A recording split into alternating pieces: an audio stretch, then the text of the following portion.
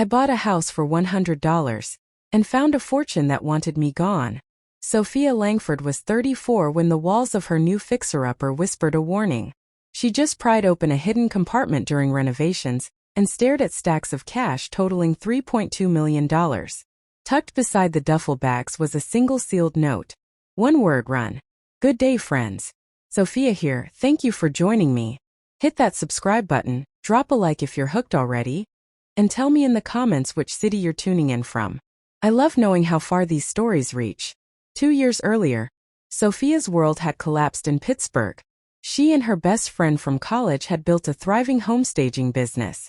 Then her partner, Brooke, secretly sold their contacts, drained the accounts, and left Sophia shackled by a brutal non-compete.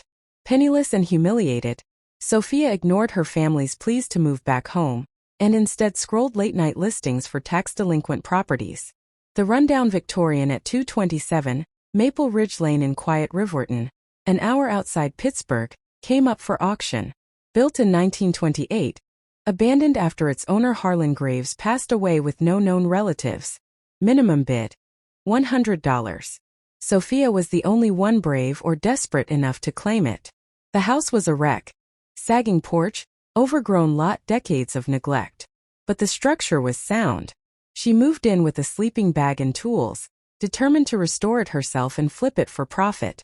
Weeks of backbreaking work followed, ripping out rotten flooring, uncovering original woodwork, until one rainy afternoon in the upstairs hallway, a hollow knock on the wall revealed something unnatural. Behind the plaster was a concealed space, cleverly soundproofed. Inside, 12 heavy black bags filled with crisp bills. On a narrow ledge sat the envelope. The note inside chilled her. Run. Sophia didn't run. Not yet. She needed answers. The late Harlan Graves had lived reclusively. Local archives revealed scant mentions, one zoning issue tied to a vague LLC, and an obituary linking him to a deceased associate, Victor Lang Sr. She hired Elena Vargas, a sharp attorney specializing in unusual property cases outside the county. Elena's advice was clear: document everything immediately. Sophia filed a detailed report with the sheriff, who confirmed a mysterious tip about hidden cash had been called in years earlier, ignored after a fruitless search. That night, her phone buzzed with an anonymous text. *, we know what you found. Walk away. *. The threats escalated. Research uncovered Elias Lang, son of Harlan's old partner, a slick property developer with a history of shady shell companies, and the same lawyer who once represented the original LLC. Elias believed half the cash was rightfully his family's from some long-buried, likely illicit venture. When Elias called, smooth and menacing, offering a reasonable split, Sophia recorded it and forwarded everything to Elena. A break-in attempt at the house followed. She stayed at a motel, heart-pounding, but refused to surrender. The court battle was tense.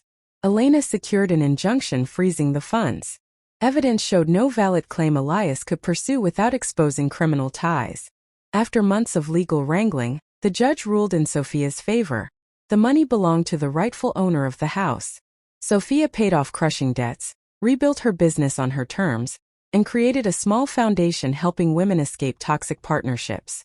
She sold the restored home, minus its dangerous secret, and moved forward wiser and unbreakable. The note had warned her to run. Instead, she stood her ground and won. If you've ever discovered something valuable that came with strings or threats, know this: sometimes the greatest fortunes arrive disguised as danger. Trust your instincts, protect yourself with facts and good counsel, and never let fear steal what's rightfully yours.